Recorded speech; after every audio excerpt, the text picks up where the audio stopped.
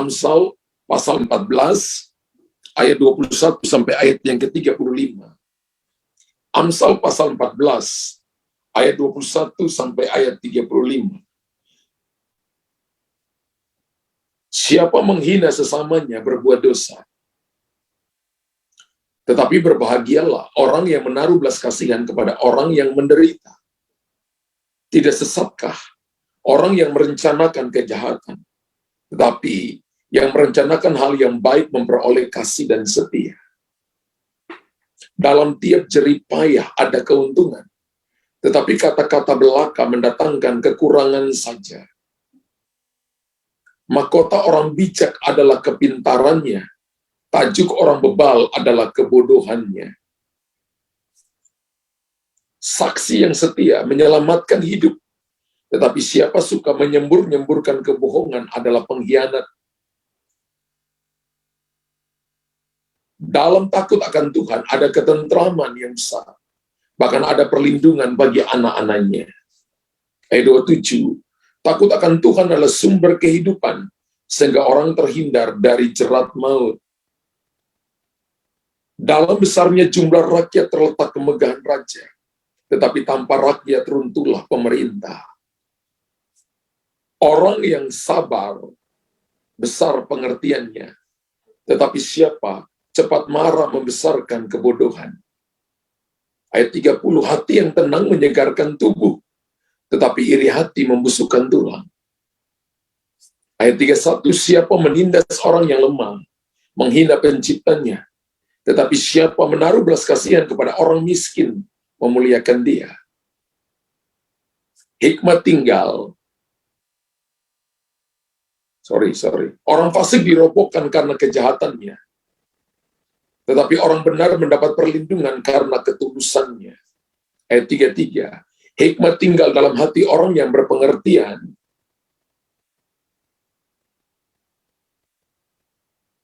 tetapi tidak dikenal dalam hati orang bebal.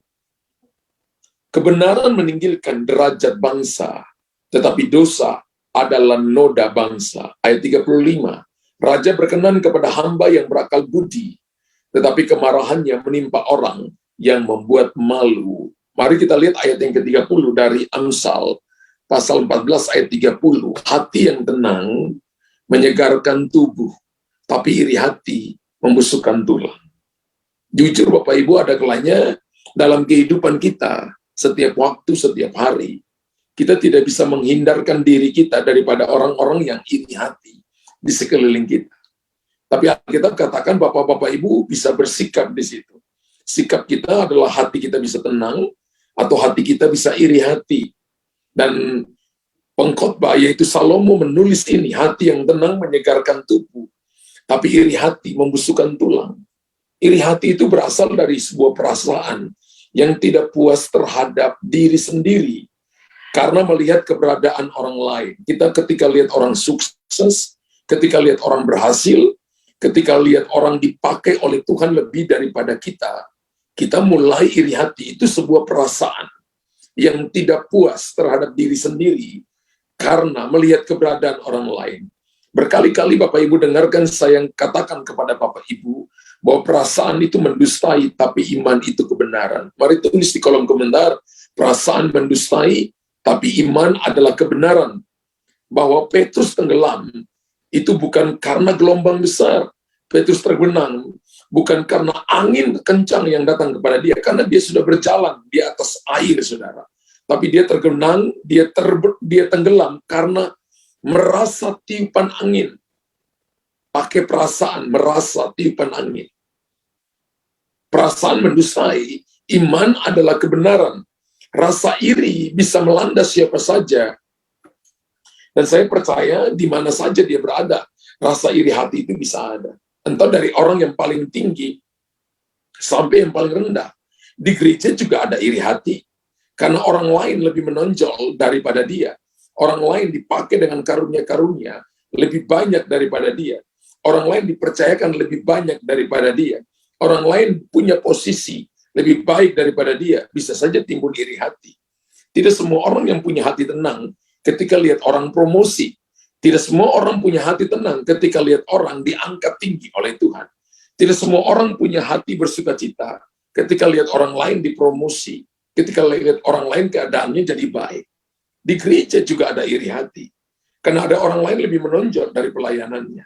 Dan saya temukan itu dalam pelayanan begitu banyak, saudara.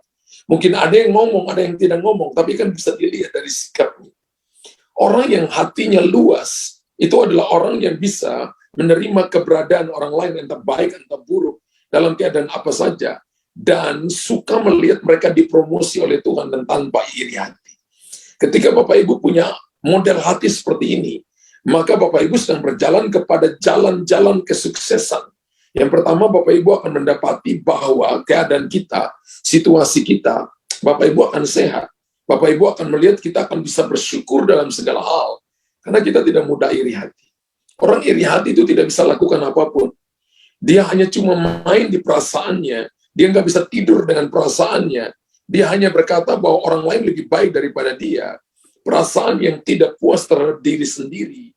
Karena melihat keberadaan orang lain, itu iri hati.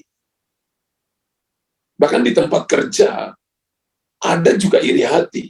Kita iri hati pada rekan kita yang lebih berhasil dan menduduki jabatan yang lebih tinggi daripada kita. Padahal mungkin dia kerja lebih baik, dia punya loyalitas lebih tinggi, punya kesetiaan kepada bosnya lebih daripada kita. Dan wajar kalau dia dipromosi, wajar kalau dia diangkat kepada jabatan lebih tinggi, karena dia bisa memaksimalkan potensinya. Kalau Bapak Ibu mau untuk diangkat lebih tinggi, maka kita harus melihat orang yang dipromosi itu menjadi sebuah role model, contoh bagi kita, untuk kita bisa naik lebih tinggi, atau paling tidak naik sama dengan dia. Bukannya menjadikan iri hati itu menjadi sesuatu yang akan membuat Bapak Ibu dan saya, membuat kita ada di dalam penderitaan, membuat kita mengalami jalan buntu, membuat kita sakit-sakitan, bukan. Jadikan keberhasilan orang lain sebagai tangga untuk kita naik lebih tinggi. Jangan jadikan itu sebagai penghalang untuk menghalangi masa depan saudara dan saya. Amin, Bapak Ibu. Amin. Bahkan bukan cuma di gereja, bukan cuma di tempat pekerjaan, bahkan di dalam keluarga pun ada iri hati. Kakak dan adik juga bisa mengalami itu. Karena kakak mungkin berpikir bahwa adiknya lebih diperhatikan, atau adiknya mungkin berpikir bahwa kakaknya lebih diperhatikan dari orang tua dan sebagainya. Sehingga akhirnya kakak atau adiknya memiliki iri hati di dalamnya. Kalau Bapak Ibu lihat Lukas pasal yang ke-15, di mana anak yang sulung iri hati dengan adiknya, karena papanya buat pesta baginya. Sehingga kakaknya iri hati kepada adiknya. Dan papanya berkata begini, apa yang papa punya, kamu punya juga. Dia nggak tahu bahwa apa yang papa punya, dia punya juga. Dan papanya berkata, harusnya kamu bersyukur bahwa adiknya yang tadinya pergi menghabiskan harta papa, yang hidup dalam dosa dan kembali pulang ke rumah, harusnya kita bersukacita bersama-sama. Tidak perlu ada iri hati. Iri hati itu selalu membunuh diri saudara dan saya. Iri hati selalu membunuh iman kita. Bapak Ibu tulis di kolom komentar, iri hati membunuh iman saya. Orang yang iri hati tidak bisa bertumbuh dalam iman, saudara. Dia akan mati oleh perasaannya. Berkali-kali saya katakan perasaan itu mendustai, iman adalah kebenaran. Dan perlu kita sadari bahwa perasaan iri, hati tidak membawa kebaikan bagi kita. Iri hati selalu membawa ketidakberuntungan bagi saudara. Selalu membawa masalah bagi kita. Bukan cuma masalah bagi kita, itu bisa menjadi masalah bagi orang lain. Kalau kita tidak bisa kuasai mulut, maka itu akan bisa menghancurkan orang lain, menghancurkan teman-temanmu, menghancurkan pelayanan, menghancurkan diri sendiri. Amin. Dan Bapak Ibu harus sadari bahwa perasaan iri hati tidak membawa kebaikan bagi orang lain. Maka kita perlu menang di atas iri hati. Alkitab berkata dalam ayat yang ke-30 tadi, ayat yang ke-30 tadi dari Amsal 14:30, hati yang tenang itu menyegarkan tubuh, tetapi iri hati membusukkan tulang. Latih diri kita. Saya percaya bahwa memang ketika lihat seseorang dipromosi, diberkati, menjadi kaya, lebih kaya daripada kita, menjadi dipakai lebih daripada kita, itu bisa membuat Bapak Ibu dan saya iri hati. Saul pernah berkata begini, bahwa aku cemburu dengan kamu, karena aku telah mempertunankan kamu dengan seorang laki-laki. Bapak Ibu dan saya harus cemburu dengan hal-hal rohani. Oke. Lihat, Rasul Paulus berkata bahwa dia cemburu dengan jemaat yang dia persatukan. Cemburu artinya itu membuat dia semakin sungguh-sungguh mencari Tuhan lebih dekat lagi. Bukan cemburu membuat dia iri hati, membuat cemburu sehingga dia mundur. Tapi dia cemburu untuk dia semakin maju. Menjadikan itu sebagai landasan pijakan untuk dia naik lebih tinggi. Amin Bapak Ibu. Ketika Bapak Ibu ngerti ini, maka kita akan sampai kepada level-level yang baru, level-level yang lebih tinggi, untuk kita melihat perkara-perkara besar. Bapak Ibu perlu sadari bahwa perasaan iri hati tidak membawa kebaikan bagi kita. Jangan hidup dengan iri hati. Tulis di kolom komentar, saya tidak boleh hidup dengan iri hati. Saya harus senang ketika lihat temanku dipromosi. Saya harus senang ketika lihat temanku naik lebih tinggi. Saya harus senang ketika saya melihat orang dipakai lebih dari saya. Saya mau jadikan itu sebagai batu pijakan untuk saya naik lebih tinggi, supaya saya melihat perkara-perkara besar, itu membawa kedamaian di hati saya. Jangan menjadi kebuntuan di hati kita. Amin. Iri hati tidak hanya merugikan orang lain, tetapi juga sangat merugikan diri sendiri. Seperti apa yang disampaikan oleh Salomo, iri hati membusukkan tulang. Saya baca sebuah literatur berkata begini, orang iri hati, itu sel-selnya itu rusak, saudara. Sel-sel tubuhnya rusak. Ketika Bapak Ibu iri hati, buat Bapak Ibu tidak sehat. Bahkan Alkitab katakan membusukkan tulang. Kalau tulangnya rusak, berarti selnya juga mati. Dan itu diakibatkan oleh iri hati. Kalau Bapak Ibu iri hati 1 jam, 2 jam, 24 jam satu hari, itu mematikan sel-sel Bapak Ibu. Itu membusukkan tulang. Dan kalau membusukkan tulang, maka kita ada di dalam penderitaan. Saya temukan ada begitu banyak orang yang iri hati dan mereka sakit aneh-aneh, saudara. Sakit yang parah. Dan ada kalanya dokter katakan tidak ada obat, dan hands up. Ketika dicari akarnya, mereka sakit hati. Orang hidup dalam iri hati, itu merugikan dirinya sendiri. Salomo mengatakan, jangan pernah hidup di dalam iri hati. Iri hati membusukkan tulang. Bahkan Alkitab berkata dalam Yakobus 3 ayat yang ke-16. Dalam Yakobus 3 ayat yang ke-16 berkata, sebab di mana ada iri hati dan mementingkan diri sendiri, di situ ada kekacauan dan segala macam perbuatan jahat. Baca baik-baik ya. Sebab di mana ada iri hati, ketika kita membawa iri hati, kita dalam kelompok 10 orang, dan saudara kelompok yang 9 orang itu mereka orang baik, tapi kita datang dengan membawa iri hati, maka Alkitab berkata, itu akan menimbulkan kekacauan dan akan menimbulkan perbuatan jahat di situ. Jadi iri hati itu seperti penyakit kanker yang akan menyebar dan merusakkan sel-sel yang baik, kemudian jadi rusak. Alkitab katakan membusukkan tulang. Makanya seorang pelayan Tuhan tidak boleh iri hati. Anak Tuhan tidak boleh iri hati. Kita jadi orang Kristen tidak boleh iri hati. Firman Allah berkata begini, bahwa Alkitab berkata bahwa hati yang tenang itu Tuhan cari. Hati yang tenang menyegarkan tubuh. Terjemahan yang lain berkata begini, hati yang bersukacita menyegarkan tubuh. Tapi iri hati membusukkan tulang. Haleluya. Jangan iri hati. Amin. Jangan pernah iri hati, Bapak Ibu. Taruh dalam hati saudara. Jangan pernah iri hati. Ada gembala yang tidak senang lihat orang yang digembalakannya dipakai oleh Tuhan. Itu ada iri hati di dalamnya. Tidak pernah memberikan kesempatan untuk orang yang mungkin Tuhan pakai dia, ngajarnya mungkin lebih bagus dari dia, memiliki karunia yang Tuhan kasih lebih daripada dia. Ada gembala yang takut, karena takutnya jangan sampai nanti jemaatnya kemudian ikut orang yang dia gembalakan itu. Karena ketakutan itu lama-lama itu terjadi. Tapi ketika Bapak Ibu mempercayakan orang, senang lihat orang dipakai oleh Tuhan, senang melihat orang dipromosi oleh Tuhan, maka saya percaya kita akan menjadi besar dengan sendirinya. Jadi iri hati adalah salah satu senjata. Bapak Ibu harus ingat ini, iri hati adalah salah satu senjata yang dipakai oleh iblis untuk memecah belah anak-anak Tuhan. Dan menjadi penghalang dalam mengasihi orang lain. Sebab Alkitab berkatakan dalam Yakobus 3:16 tadi, bahwa sebab di mana ada iri hati dan mementingkan diri sendiri, di situ akan ada kekacauan dan segala macam perbuatan jahat.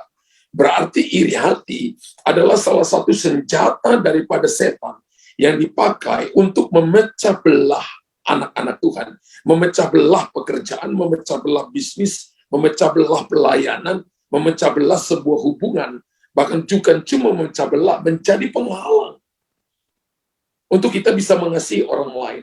Kalau Bapak Ibu sudah iri dengan orang lain, mungkin Bapak Ibu nggak kenal orang itu dekat, tapi untuk Bapak Ibu mau dekati orang itu rasanya ada penghalang yang sangat jauh karena ada iri hati.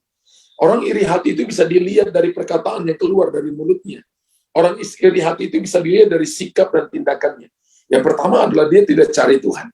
Yang kedua, dia tidak suka baca Alkitab. Yang ketiga, dia tidak suka ibadah. Yang keempat, kalau ngomong dengan orang selalu ketus, selalu menyakiti hati orang lain. Dan selalu membenarkan diri dan tidak mau untuk mengakui bahwa dia punya sebuah kesalahan. Orang yang lemah lembut itu adalah lebih mudah mengakui kesalahan daripada dia mau menyakiti hati orang lain. Dan Alkitab katakan bahwa setan pakai iri hati.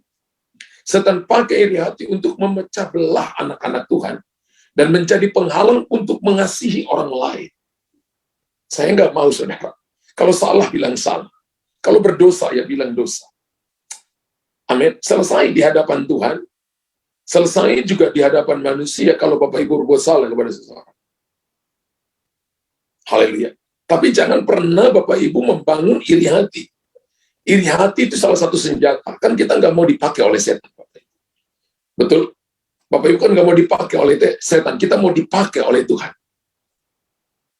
Dan bila kita tidak segera selesaikan ini dengan tuntas, iri hati dapat menjadi kepahitan yang membusukkan tulang. Iri hati lama-lamanya naik jadi yang namanya kepahitan. Kalau Bapak Ibu tidak selesaikan iri hati selalu datang dari perasaan mementingkan diri sendiri. Karena keberhasilan orang lain tadi saya katakan. Hidup kita tidak mementingkan diri sendiri.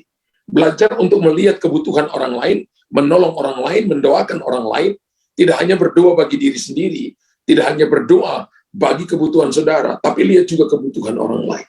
Lihat juga apa yang menjadi kerinduan daripada mereka. Kalau itu Bapak Ibu sanggup menolong, sanggup membantu dalam doa, sanggup Bapak Ibu punya kelebihan dalam keuangan, sanggup untuk Bapak Ibu nolong mereka, lakukan. Itu cara untuk kita keluar dari jebakan-jebakan tipu daya setan, iri hati ini. Amin. Sehingga hati kita seluas samudra, Bapak Ibu, yang sanggup untuk bisa menolong orang lain. Karena kalau bila tidak segera dituntaskan, iri hati dapat menjadi sakit hati yang parah, yang membusukkan tulang. Dan orang yang iri hati berduka cita atas kesuksesan orang lain. Mereka tidak senang melihat seseorang dipakai oleh Tuhan. Dan dia lebih senang, sebaliknya ia akan bersuka cita atas kegagalan orang lain. Orang iri hati itu akan senang melihat orang lain gagal daripada sukses. Orang iri hati itu adalah berduka cita. Ketika dia lihat orang sukses, dia akan berduka cita. Dia akan katakan, kenapa dia dipromosi, kenapa dia diangkat, kenapa orang itu dipakai oleh Tuhan, kenapa saya tidak. Lalu dia juga akan bersuka cita ketika lihat orang itu gagal, ketika lihat orang itu jatuh. Dia akan bergembira, dia akan tertawa, dia akan bikin itu naik, dia akan masukin di media-media online, lihat orang lain jatuh. Bagi saya itu orang iri hati. Dan orang ini sedang dipakai oleh Tuhan untuk membawa perpecahan, untuk memecah belah anak-anak Tuhan, dan menjadi penghalang untuk mengasihi orang lain.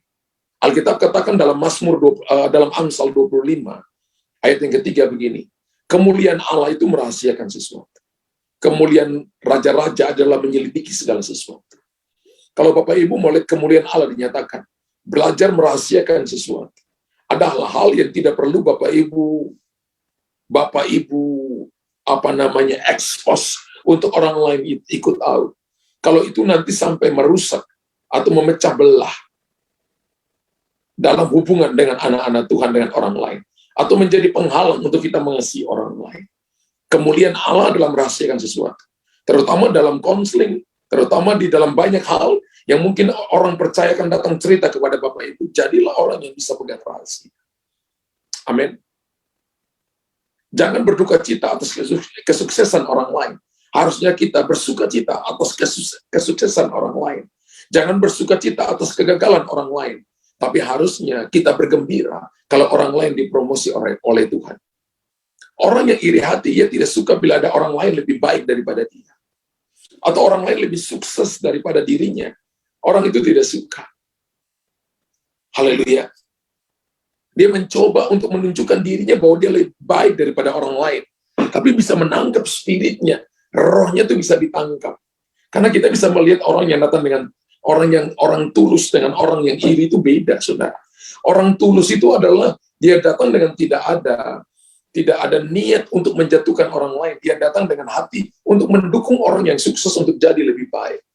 Tapi orang iri hati adalah dia mencoba datang untuk menghancurkan orang lain.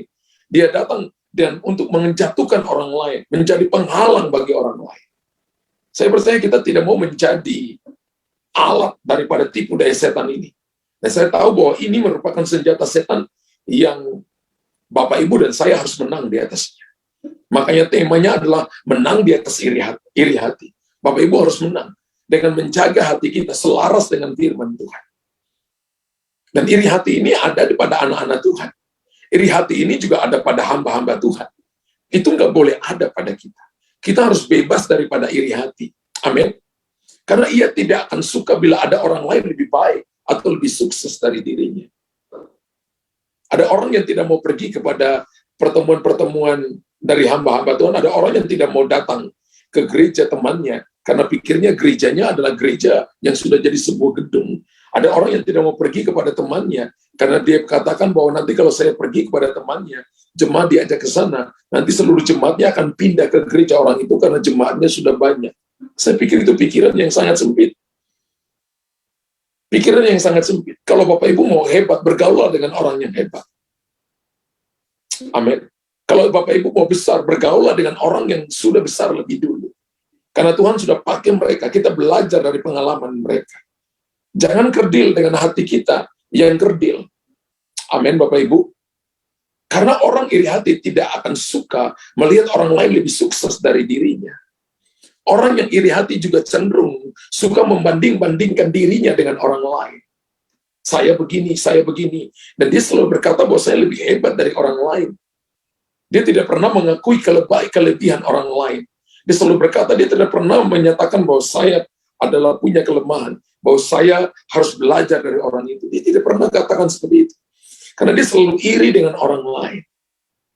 Akibatnya ia sendiri menjadi sangat tertekan. Kalau Bapak Ibu lakukan seperti itu, membanding-bandingkan diri dengan orang lain, dan merasa diri kita paling hebat dari orang lain, maka kita akan menjadi sangat tertekan dan kehilangan damai sejahtera. Wow.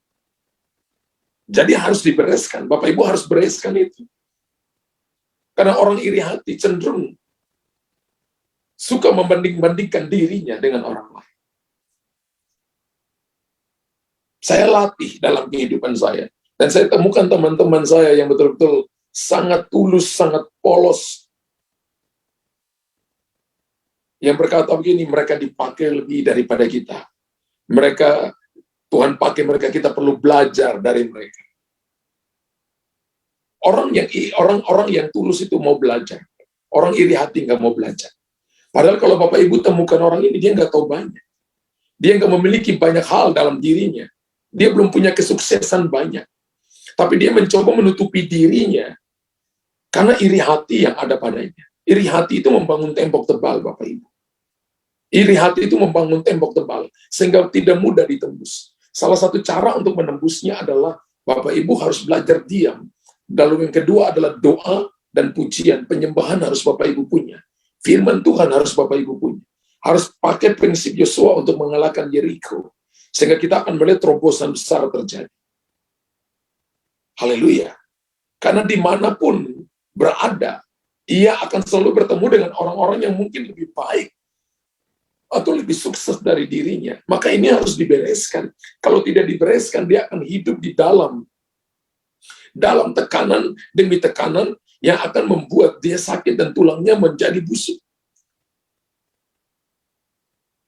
Berapa banyak Bapak Ibu yang mau hidup dalam kesehatan prima, dalam kesuksesan. Mari belajar dari orang-orang yang lebih sukses. Mari belajar daripada orang-orang yang sudah berjalan lebih maju, yang dipakai lebih daripada kita. Saya pernah dikasih tahu sama seorang gembala, saya pernah katakan kepada dia, kamu didik anakmu dan didik salah satu anak rohanimu dan sekarang dia dipakai lebih daripada kamu. Dan sekarang saya lihat bahwa sepertinya jalannya saya dengar banyak orang berkata bahwa dia mulai keluar, mulai jadi sombong. Kenapa kamu nggak kasih tahu kepada dia?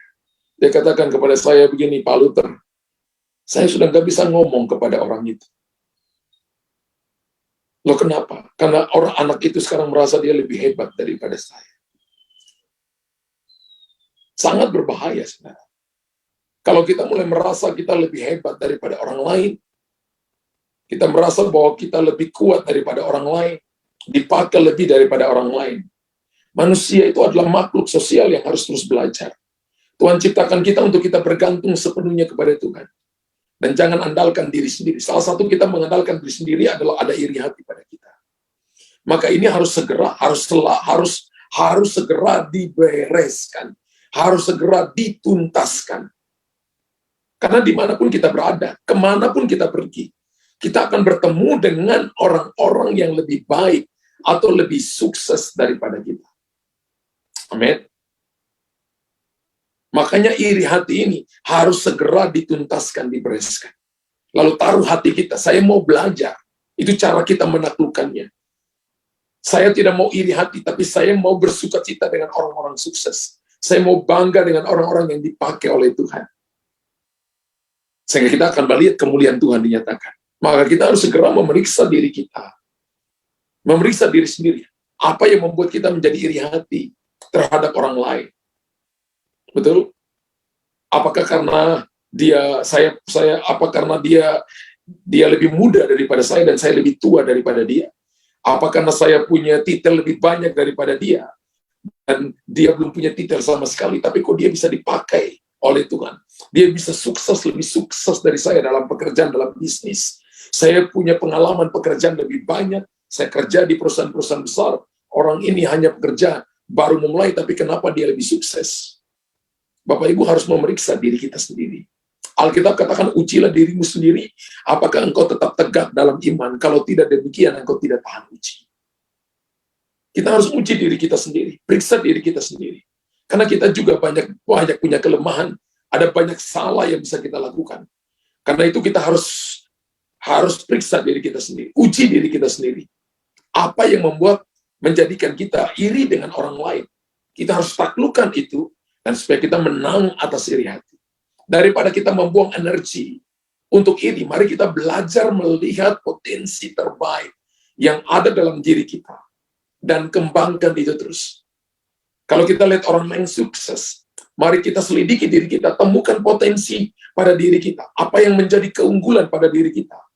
Lalu Bapak, Ibu, dan saya, tarik itu keluar. Belajar untuk menarik itu keluar. Sehingga akhirnya, itu menjadi sesuatu yang akan membawa dampak kepada banyak orang dan nama Tuhan dipermuliakan. Daripada iri hati, mendingan kita melihat potensi terbaik pada diri kita. Amin. Lalu kita kembangkan itu terus. Bapak Ibu lihat hari ini inovasi, teknologi berlangsung dengan sangat cepat. Karena mereka tidak iri dengan orang lain, tapi mereka melihat potensi terbaik pada diri mereka dan menarik itu keluar. Bila kita fokus pada apa yang kita miliki, saya percaya ada satu hal yang akan Bapak, Ibu, dan saya punya kuat dalam diri kita, yaitu kita akan bersyukur selalu dalam segala keadaan. Amin. Karena kita bisa bersyukur untuk apa yang Tuhan percayakan kepada kita dalam diri kita. Dan kita tidak iri hati dengan orang lain. Bapak Ibu harus bangun ini untuk mengalahkan iri hati dan menang atas iri hati. Namun bila kita tertuju pada apa yang tidak kita miliki dan melihat keberadaan orang lain terus, kita akan selalu berpikiran negatif dan tidak bisa bersyukur. Betul? Bila mata kita hanya tertuju pada apa yang tidak kita miliki, dan tertuju dan melihat keadaan orang lain terus, keberhasilannya, kesuksesannya, dipakai oleh Tuhan dengan karunia-karunia, maka kita tidak akan bisa bersyukur. Tapi hari ini, saya mau ajak Bapak Ibu, fokus pada apa yang kita miliki. Belajar untuk melihat potensi terbaik pada diri kita, pada keadaan kita, dan tarik itu keluar, dan jadi berkat bagi banyak orang. Sehingga orang akan melihat kemuliaan Tuhan dalam hidup saudara dan saya. Kita bisa menjadi berkat bagi banyak orang. Berapa banyak Bapak Ibu pagi hari ini berkata, saya diberkati oleh Tuhan pagi hari ini. Tulis di kolom komentar, Tuhan memberkati Bapak Ibu. Mari kalahkan roh iri hati dan jadilah pemenang. Belajar ucap syukur dalam segala keadaan. Jangan lihat keadaan orang dan iri hati, tapi lihat itu menjadi batu pijakan untuk kita naik lebih tinggi. Jangan lihat kelebihan orang lain, kesuksesan orang lain menjadi kehancuran bagi saudara, tapi tarik potensi besar yang ada dalam diri saudara keluar dan belajar untuk memaksimalkan itu, supaya kita bisa jadi berkat bagi banyak orang dan nama Tuhan dipermuliakan. Haleluya. Bapa di sorga, hamba sudah selesai menyampaikan firman-Mu, dan aku percaya kebenaran-Mu. Firman-Mu ya dan amin. Firman-Mu adalah kekuatan bagi kami. Firman-Mu adalah penolong bagi kami. Firman-Mu adalah jalan keluar bagi kami. Tuhan, terima kasih untuk kebenaran firman-Mu. Taruh firman-Mu pada kami.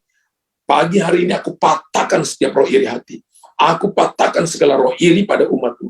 Aku katakan saat ini in the name of Jesus. Out, out, dan out dari kehidupan umat-Mu. Dan biarlah mereka lihat keberhasilan orang lain menjadi batu pijakan untuk mereka naik lebih tinggi. Biarlah mereka melihat diri mereka sendiri ada potensi besar dan mereka mau belajar untuk menarik itu keluar supaya jadi berkat bagi banyak orang.